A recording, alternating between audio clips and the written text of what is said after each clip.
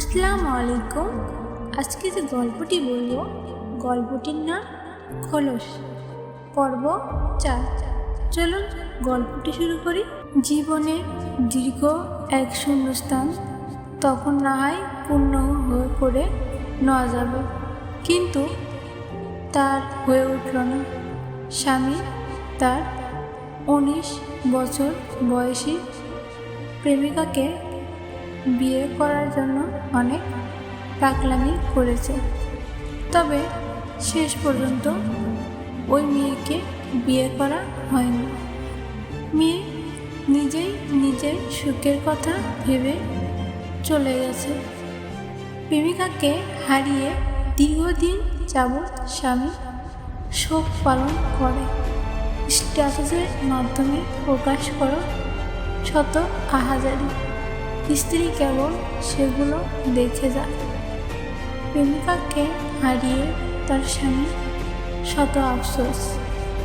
মানুষটা আর শুধরায়নি, নিজের ভুল বুঝতে পারেনি, অনুতপ্ত হয়নি।